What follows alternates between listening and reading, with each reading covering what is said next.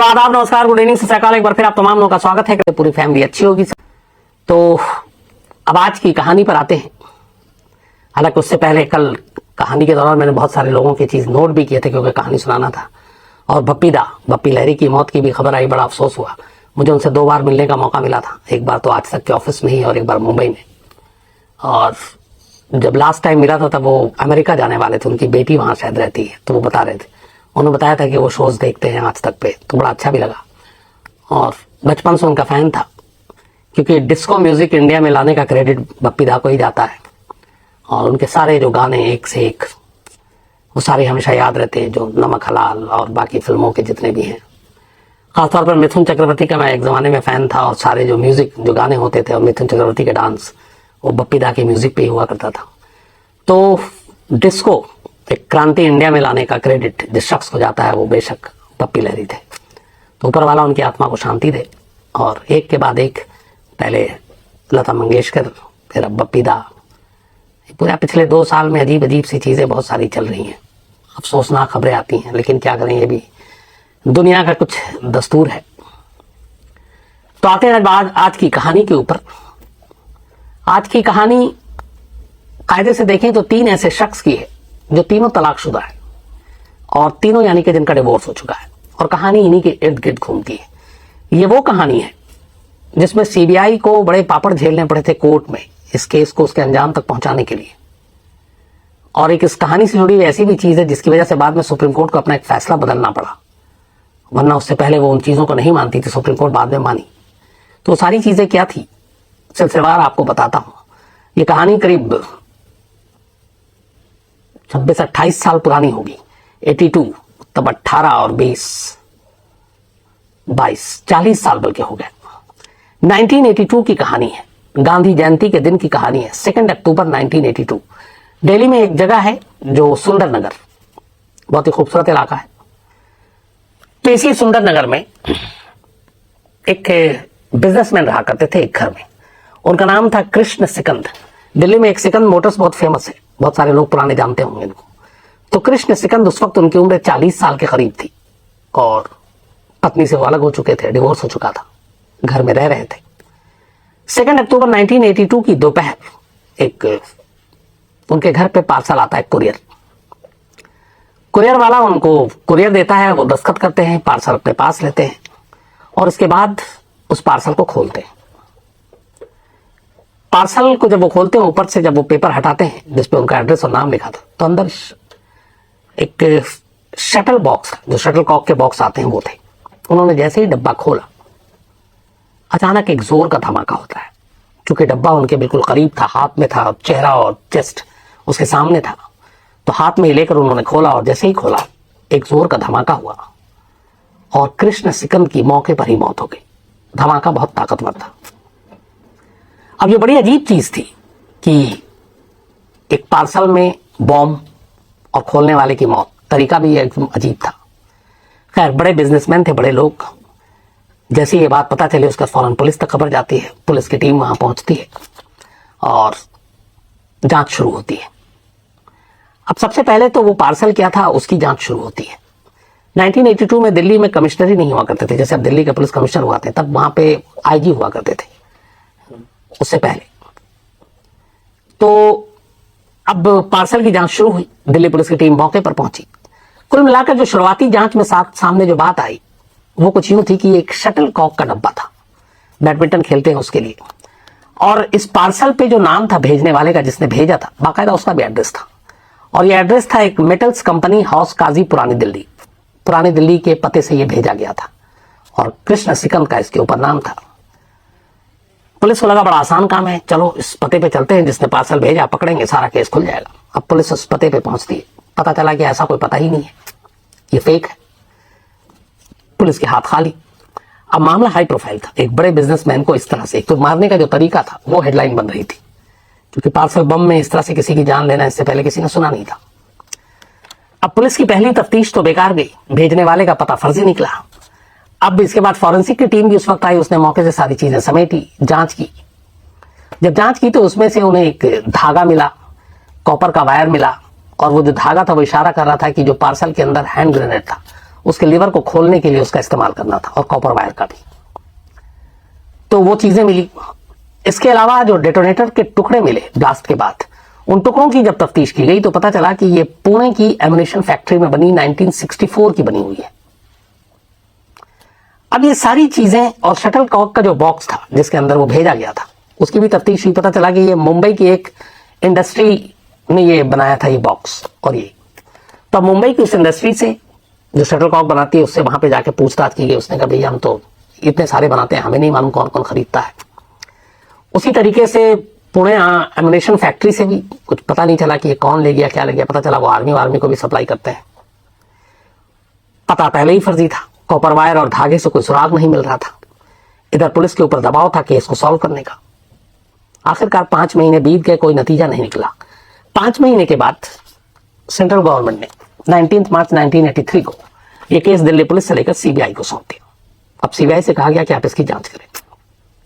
CBI को Delhi police ने सारे सबूत सौंप दिए, जिसमें वो कॉपर वायर, धागा, ये शटलकॉक मुंबई की किस इंडस्ट्री का बना हुआ था, डेटोनेटर के टुकड़े किस पुणे की एम्यूनिशन फैक्ट्री से आई।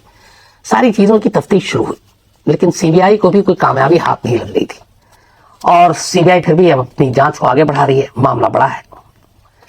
सीबीआई ने जब शुरुआती सारी जांच की और इस पूरे पार्सल बम के बारे में उन्होंने टुकड़ों में उसको जोड़ा, इकट्ठा किया और सोचा कि ये कैसे हो सकता है, किसने ऐसा बॉम्ब बनाया होगा, इससे पहले कभी बना कि नहीं बना।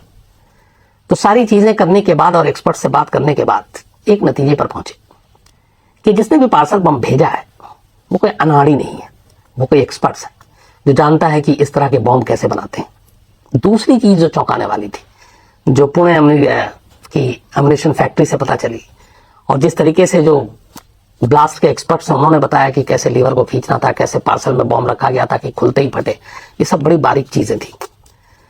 तो ये वही शख्स करता है जो बहुत ही इसका बारीक जानकार हो। फिर एक एक्सपर्ट से यह भी पता चला कि ऐसी चीजें या ऐसे बॉम्ब बनाने या ऐसे पार्सल में रखने की जो कला है, जो महारत है, वो किसी फौजी को ही बेहतर पता हो सकता है जो इस फील्ड का हो, एक्सप्लोसिव। अब जब यही पता चला तो फिर सीबीआई ने कहा कि आखिर अगर मान लीजिए किसी फौजी का काम है तो एक फौजी का एक बिजनेसमैन से क्या दुश्मनी है। क्योंकि कृष्ण सिकंद इंजीनियर भी थे एक कंपनी में, फिर उनके अपने सिकंद मोटर्स थे उनके फादर के, तो उसकी क्या दुश्मनी हो सकती है। करीब 7-8 महीना अब तक बीत चुका था, कोई नतीजा नहीं निकल रहा था, कातिल का पता नहीं चल रहा था, पार्सल बम की सच्चाई नहीं मिल रही थी। सीबीआई को लगा कि शायद अब उसकी तफ्तीश की लाइन थोड़ी गलत जा रही है। उन्होंने कहा कि अगर ये किसी एक्सपर्ट्स का है और वो बंदा जो भी है वो आर्मी का हो या एयरफोर्स का हो, तो फिर उसका रिश्ता एस्टैब्लिश करना पड़ेगा। अब सीबीआई ने अपनी तफ्तीश कृष्ण सिकंद की जाती जिंदगी की तरफ मोड़ दी। उन्होंने कृष्ण सिकंद के बारे में पता करना शुरू किया, क्या ऐसी क्या दुश्मनी इनकी किसी से हो सकती है। जब सारी उनकी कुंडली निकाली गई तो पता चला कि कृष्ण सिकंद का एक रिश्ता महिला के साथ है। दोनों दोस्त हैं, अच्छे दोस्त हैं, और उस महिला का नाम रानी है। अब यहां पे भी कोई क्लू नहीं मिला, लेकिन अब कृष्ण सिकंद के जरिए रानी तक की जो कहानी आई, अब रानी से आगे की जो कहानी गई, वहां पे सीबीआई को लगा कि इस बार वो सही रास्ते पर है। पता चला कि रानी जो है वो एक आर्मी में, अपने इंडियन आर्मी में लेफ्टिनेंट कर्नल उनकी वाइफ थी, लेकिन दोनों के बीच में कुछ रिश्ते खराब हुए और शायद दोनों के बीच डिवोर्स की बात आ गई थी। तो वो लेफ्टिनेंट कर्नल, उनका नाम था एस.जे. चौधरी। अब बात रानी से होते हुए एक इंडियन आर्मी के लेफ्टिनेंट कर्नल एस.जे. चौधरी तक पहुंची, तो पता चला कि एस.जे. चौधरी की भी दूसरी शादी थी रानी से। उससे पहले एस.जे. चौधरी साहब का भी डिवोर्स हो चुका था। फिर रानी के बारे में पता किया कि रानी की भी दूसरी शादी थी एस.जे. चौधरी से। रानी की भी पहली शादी जो एक इंडियन एयरफोर्स के अफसर से हुई थी, लेकिन फिर वो तलाक हो गया।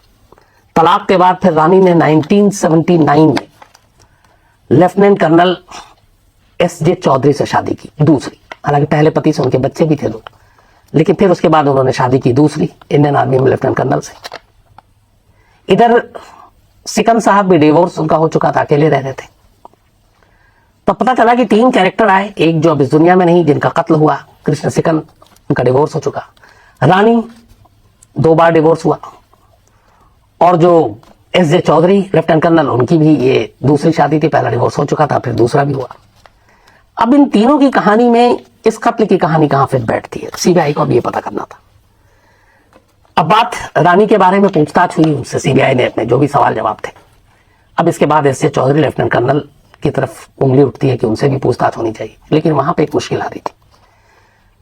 Lieutenant colonel S J Chaudhary 1971 में जब बांग्लादेश और फिर पाकिस्तान के साथ जो हुआ जंग में, उस जंग में भी वो लड़े और एक बड़ा नाम, एक वीरता के साथ नाम उनका, आर्मी की बात, भारतीय सेना की, और उसका एक लेफ्टिनेंट कर्नल। अब बिना सबूत के आप उस पर हाथ तो डाल नहीं सकते, बड़ा मामला है। अब सीबीआई के सामने दिक्कत यह कि करे तो क्या करे, बिना सबूत के उठा नहीं सकती, पूछताछ कर नहीं सकती, क्योंकि बदनामी भी होगी। छोटा मोटा मामला हो तो चलिए टल जाए, आप सीधे एक लेफ्टिनेंट कर्नल के ऊपर हाथ रख रहे हैं तो कुछ तो आपको सबूत होना चाहिए। अब सीबीआई दूसरी तरफ यह भी था कि जो S J Chaudhary lieutenant colonel, उनके फादर आईपीएस अफसर थे, और दिल्ली के जब कमिश्नरी नहीं थी तब वो यहाँ के आईजी हुआ करते थे, इंस्पेक्टर जनरल ऑफ पुलिस। तो इतना बड़ा घराना, हर तरफ से बड़े लोग, और सीबीआई हाथ नहीं रखना चाहती थी बिना सबूत के। तो अब क्या करें? सीबीआई ने कहा कि गुपचुप तरीके से अपनी जांच को आगे बढ़ाते हैं। उठा तो सकते नहीं थे, कोई सबूत था भी नहीं, सिर्फ इसलिए कि एस जे चौधरी की दूसरी पत्नी रानी, दोनों अलग हो गए, और रानी उसके बाद अब करीब हो गई कृष्ण सिकंद के। तो इस वजह से क्या कोई कत्ल कर सकता है, यह भी एक सवाल था। लेकिन कुल मिला के जो जांच में बात आई वो बात यही आई कि जब एस जे चौधरी से रानी शादी के 3 साल के बाद इनके बीच में रिश्ते में खटपट हुई, दोनों अलग हुए, डिवोर्स की बात चली। इस दौरान में कृष्ण सिकंद रानी की जिंदगी में आ जाते हैं। अब इन दोनों में दोस्ती है, बल्कि रानी कई बार इन्हीं के घर पे रहती थी, कृष्ण सिकंद के। तो अब सीबीआई को लगा कि कहीं ना कहीं लेफ्टिनेंट कर्नल का इसमें कोई रोल हो सकता है। इसके बाद सीबीआई ने गुपचुप तरीके से लेफ्टिनेंट कर्नल की सारी गतिविधियों, उस जमाने में जब ये 2 अक्टूबर 1982 को हुआ, तब वो कहां थे, क्या थे, बड़ी खामोशी से इसकी जांच शुरू कर दी। फिर भी कोई फायदा नहीं हुआ। इसके बाद करीब अगस्त का महीना आता है, और अगस्त के महीने में एक मौका मिलता है। ये अगस्त 83 हो चुका है, खत्म हुआ अक्टूबर 1982 में। तो एक दिन मौका मिला सीबीआई की टीम को, जो लेफ्टिनेंट कर्नल साहब अपनी गाड़ी यूज किया करते थे, उस गाड़ी की तलाशी लेने का, वो भी बड़ी खामोशी से। सीबीआई की टीम ने बड़ी गुपचुप तरीके से लेफ्टिनेंट कर्नल साहब की कार की तलाशी ली। उस तलाशी के दौरान उनको उस कार के अंदर से एक वायर कटर मिला, कॉपर के वायर, और ये सब काटते हैं। अब कार के अंदर वायर कटर मिलना थोड़ा सा चौंकाया। दूसरा, फिर उन्होंने और बड़ी गहराई से तलाशी ली तो उसमें से कुछ धागे मिले, और धागे के टुकड़े मिले। उन्होंने वो खामोशी से समेटा, अपने पास रखा और चले आए। अब जो मौका वारदात से 2 अक्टूबर 1982 को जब पार्सल बम ब्लास्ट हुआ था, और फॉरेंसिक टीम ने जो चीज कमरे से बरामद की थी, जिसको सहेज कर रखा था, उसको फिर से देखा गया। उसमें जो धागा मिला था मौके से, और ये जो कार से धागा मिला, दोनों मैच कर गया। जो कॉपर वायर का कटर था वो भी इशारा कर रहा था। तो जब धागा मैच कर गया, तब सीबीआई को लग गया कि यह मामला यहीं पे खत्म होता है, एस जे चौधरी ही इसके कल्प्रिट हैं, वही कातिल है। तो अब सीबीआई के पास एक पुख्ता सबूत था, क्योंकि सेम धागा मौका वारदात से और वही धागा कार से मिलना, ये दोनों इशारा कर रहा था कि ये काम एक ही आदमी का हो सकता है। आखिरकार सीबीआई ने 2 अगस्त 1983 को धागा मिलने के अगले 48 घंटे के अंदर S J Chaudhary lieutenant colonel को गिरफ्तार कर लिया। और गिरफ्तार करने के बाद दिल्ली पुलिस ने खुलासा किया कि कृष्ण सिकंद का कत्ल lieutenant colonel S J Chaudhary ने किया। इसके बाद एस जे चौधरी से पूछताछ हुई। अब सीबीआई की यहां से कहानी शुरू होती है। तो जब पूछताछ हुई तो सीबीआई ने कहा कि एस जे चौधरी ने बहुत सारी चीजें कबूल की, लेकिन सिर्फ एक धागे के बलबूते पर, क्योंकि वो सीबीआई को भी डर था आगे चलकर कोर्ट में पलट सकते हैं, गाड़ी कोई और यूज कर रहा था, हो सकता है उनको फंसाने के लिए धागा रखा गया हो। तो और सबूत क्या चाहिए? तो अरेस्ट तो कर लिया, अब पुख्ता सबूत और चाहिए। अब कोर्ट से रिमांड में मिल गया, पुलिस कस्टडी, पूछताछ हुई। पूछताछ में जो सीबीआई ने बताया कि फिर लेफ्टिनेंट कर्नल ने यह कहा कि जिस पार्सल पे एड्रेस जो लिखा था मिस्टर कृष्ण सिकंद का, वो टाइपराइटर से लिखा गया एड्रेस था, हाथ से नहीं, क्योंकि कोई भी कातिल बेवकूफ नहीं होगा अपनी हैंडराइटिंग से पकड़ा जाए। तो वो जो इन पार्सल के ऊपर लिखा हुआ था वो रखा हुआ था, सीबीआई के कब्जे में था, दिल्ली पुलिस ने उठाकर उन्हें दिया था। तो उस एड्रेस पे जो टाइपराइटिंग का जो पूरा एक वो था नमूना, वो एक सीबीआई के पास था। अब उन्होंने पूछा कि आपने जो पार्सल भेजा, तो इस पार्सल पे ये जो एड्रेस लिखा, ये किस टाइपराइटर से लिखा गया? सीबीआई के मुताबिक फिर इसके एस.जे. चौधरी ने बताया कि उन्होंने ये जो टाइपराइटर है, ये लाजपत नगर में एक प्राइवेट कॉमर्शियल टाइपिंग कॉलेज है। पहले जमाने में आपको याद होगा बहुत सारे यहाँ टाइपराइटिंग सिखाते थे, फिर तो खैर कंप्यूटर ने ले लिया उन सबकी जगह। तो बहुत सारी जगहों पे 10वीं 12वीं पढ़े हुए लड़के जाकर टाइपिंग सीखते थे और फिर कहीं छोटी मोटी नौकरी मिल जाती थी या फिर आगे चलकर और नौकरी करते थे। तो उस वक्त टाइपराइटिंग सीखना और वो करना एक बड़ी बात हुआ करती थी। तो जगह जगह दुकानें खुली हुई थी जो बच्चों को ये सब टाइपराइटिंग सिखाया करते थे। तो उन्होंने कहा कि हमने ये एड्रेस जो टाइप कराया है, ये इस लाजपत नगर के एक टाइपिंग कॉलेज से कराया था। सीबीआई की टीम फौरन लाजपत नगर के उस टाइपिंग कॉलेज में पहुंचती है। उस कॉलेज में 13 टाइपराइटर रखे हुए थे, 13। नमूना साथ लेकर गई पुलिस ने। अब टाइपराइटर में भी होता है कि हर एक के जो वर्ड होते हैं, शब्द, वो कुछ एक दूसरे से डिफरेंट होते हैं, अलग अलग होते हैं। अब उन 13 में से किसमें हुआ, तो उस कॉलेज के जो एक्सपर्ट्स थे उनको रखा गया सामने, 13 के 13 टाइपराइटर पे वो प्रिंट कराए गए। तो उनमें से एक में मैच किया गया कि इस टाइपराइटर से इसको टाइप किया गया। उसका स्टेटमेंट लिया गया, उस टाइपराइटर के नमूने को लिया गया, उस टाइपराइटर को भी कब्जे में लिया गया। अब ये एक दूसरा बड़ा सबूत था। इसके बाद सीबीआई ने फिर पूछताछ की। पूछताछ के बाद सीबीआई ने दिल्ली की एक अदालत में चार्जशीट दाखिल की और फिर उस चार्जशीट में जो कहानी लिखी वो ये थी कि दूसरी शादी करने के बाद सब कुछ 3 साल तक ठीक था। 79 में शादी की थी, लेकिन 82 आते आते, बल्कि 81 में रिश्ते खराब हो गए। रानी लेफ्टिनेंट कर्नल से अलग हो गई। इन दोनों से कोई बच्चा हुआ नहीं था, पहली शादी से बच्चा था।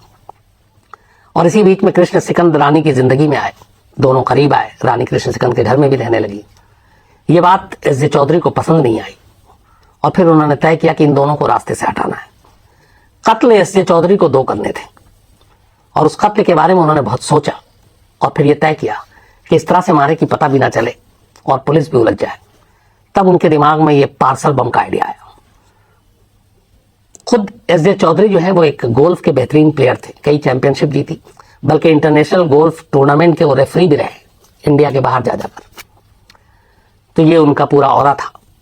तो गोल्फ खेलते थे, स्पोर्ट्स पर्सन थे, शटल बैडमिंटन भी खेलते थे और उन्हें यह भी पता था कि कृष्ण सिकंद बैडमिंटन खेलते। तब उन्होंने एक शटल कॉक का डब्बा मंगाया। उसके बाद खुद से ही एक हैंड ग्रेनेड, चूंकि वो आर्मी में रहे, और ये हैंड ग्रेनेड पाकिस्तानी मेड था ताकि थोड़ा कंफ्यूजन पैदा किया जा सके, ये इंडियन नहीं था। तो उस हैंड ग्रेनेड के साथ इस तरीके से उस बॉक्स को तैयार किया कि जो भी बॉक्स खोलेगा तो वो धागा और वो वायर जो है वो अपने आप निकल जाएगा और ब्लास्ट हो जाएगा। और यही हुआ। बट उनका मकसद ये था, उन्हें मालूम था कि जो उनकी दूसरी बीवी वो अब कृष्ण सिकंद के साथ रहती है।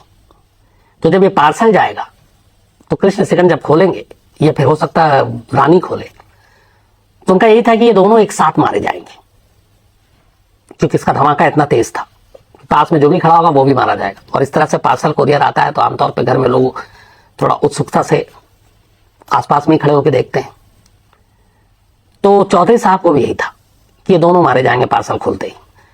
लेकिन इत्तेफाक से 2 अक्टूबर की दोपहर को जब ये पार्सल पहुंचा, तब रानी उस दरवाजे के पास नहीं थी, अंदर थी।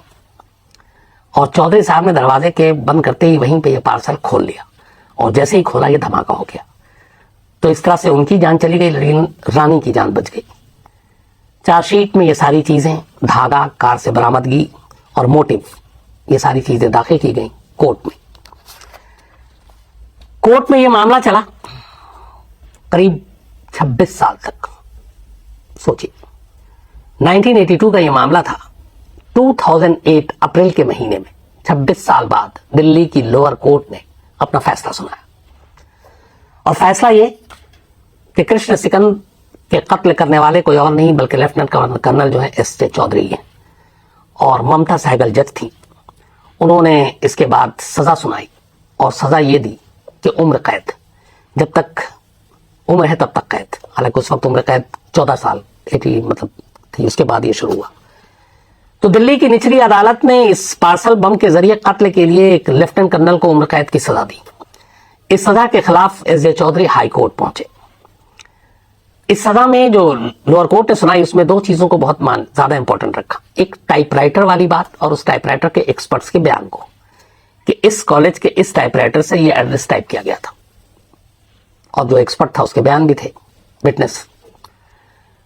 कुल मिलाकर 76 विटनेस थे, हालांकि 9 में इसमें से चौधरी साहब के हक में गवाही दी, बाकी सब ने उनके खिलाफ।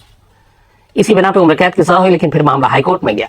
हाईकोर्ट ने इस टाइपराइटर और उसके एक्सपर्ट्स की ओपिनियन को as a proof, as a सबूत मानने से इनकार कर दिया, और यह कहा कि इसमें पूरा ये एक कहानी है, एविडेंस कोई नहीं है, सिर्फ सर्कमस्टेंशियल एविडेंस है कि बीवी के साथ उनके रिश्ते हो गए इसलिए वो मार रहे हैं। प्रूफ नहीं है, सबूत नहीं है, विटनेस नहीं है, गवाह नहीं है, कोई नहीं है। हाई कोर्ट ने निचली अदालत के फैसले को पलट दिया और एस.जे. चौधरी को बरी कर दिया। अब जब एस.जे. चौधरी को बरी कर दिया तो सीबीआई इस बार अब सुप्रीम कोर्ट चली गई इस फैसले के खिलाफ। सुप्रीम कोर्ट में उन्होंने चैलेंज किया हाई कोर्ट के फैसले को। सुप्रीम कोर्ट में 5 जजों की बेंच बैठी, सारे सबूत देखे, और इससे पहले सुप्रीम कोर्ट में यह था कि ऐसे कई केस आए जिसमें टाइपराइटर या उसके जरिए एक्सपर्ट्स की बातों को वो एविडेंस के तौर पर नहीं मानते थे। जैसे आप आजकल बहुत सारी चीजें, लाई डिटेक्टर टेस्ट हो गया, बाकी चीजें नहीं है, एडमिसिबल हैं कोर्ट में। तो उसी तरीके से उस वक्त टाइपराइटर और उसके एक्सपर्ट्स या टाइपराइटिंग के नमूनों को एविडेंस के तौर पर नहीं माना जाता था। इस केस में पहली बार सुप्रीम कोर्ट ने कहा कि हाँ, जो टाइपराइटिंग का एक्सपर्ट है और जो नमूने आपने पेश किए हैं, ये हम एविडेंस एक्ट के तहत इसको एक्सेप्ट करते हैं, एडमिसिबल है। और ये वो केस है जिसके बाद ये एक नजीर बन गया। लेकिन इन दोनों एविडेंस को भी सामने रखने के बावजूद सुप्रीम कोर्ट ने कहा कि इस केस में कहानियां ही कहानियां हैं, पुख्ता सबूत एस.जे. चौधरी के खिलाफ एक भी नहीं है। और इसी बिना पर सुप्रीम कोर्ट ने हाई कोर्ट के फैसले को बरकरार रखा और सुप्रीम कोर्ट से भी एस.जे. चौधरी को बरी कर दिया गया। उनके बरी होने के बाद में वो फिर रिटायर हो गए, लेफ्टिनेंट कर्नल। और जो रानी थी वो अपने पहले पति के बच्चों को लेकर इंडिया से अमेरिका चली गई। आखिरी खबर ये है कि वो अमेरिका में ही कहीं रही। और जब ये 2008 में फैसला आया तब लेफ्टिनेंट कर्नल एस.जे. चौधरी की उम्र करीब 70 साल हो गई थी। जब फैसला सुनाया गया तो कहते हैं कि वो उसी कोर्ट के अंदर ही वो गिर पड़े, बेहोश हो गए। अदालत ने बाद में उन्हें अस्पताल भिजवाया और कुछ वक्त तक वो जेल में भी रहे, लेकिन हाईकोर्ट ने बरी कर दिया और फिर सुप्रीम कोर्ट ने बरी कर दिया। तो आज करीब 40 साल हो गए इस केस को। एक कोर्ट ने उम्र कैद की सजा सुनाई, 2 कोर्ट ने बरी कर दिया, लेकिन आज भी ये पता नहीं है कि कृष्ण सिकंद को पार्सल बम के जरिए किसने मारा। क्योंकि कानूनी अगर किताब में आप देखें तो कोई भी कातिल नहीं। एक कोर्ट ने कातिल जरूर के तौर पर एस.जे. चौधरी का नाम लिया, लेकिन हाई कोर्ट, उससे बड़ी अदालत और उससे भी बड़ी अदालत और आखिरी अदालत हिंदुस्तान की सबसे बड़ी सुप्रीम कोर्ट, उसने भी बरी कर दिया। तो यही कह सकते हैं कि अभी तक कृष्ण सिकंद का केस अनसॉल्व्ड है। कातिल कौन है नहीं मालूम। उसके बाद एक बार याद होगा आपको, एक बंदे ने प्रेसिडेंट हाउस में एक पार्सल बम भेजने की कोशिश की थी। एक बिहार या उड़ीसा में भी पार्सल बम से एक इसी तरह से हमला किया गया था। वो बाद में सारी चीजें आई, लेकिन कहते हैं 82 में ये पहला नायाब तरीका था किसी को कत्ल करने के लिए। और इसमें जिस तरीके की जांच हुई थी, लेकिन वो जांच का कोई नतीजा अगर आखिर में देखें फैसले के हिसाब से तो बेकार गया, और सीबीआई के लिए भी एक नाकाम केस ही साबित हुआ, क्योंकि सीबीआई इसमें असली कातिल या असली मुजरिम को पकड़ नहीं पाई, और अगर एस.जे. चौधरी ही कातिल थे तो उनके खिलाफ पुख्ता सबूत नहीं जुटा पाई। तो इसलिए यह केस आज भी अनसॉल्व की ही कैटेगरी में माना जाएगा। तो ये थी कहानी।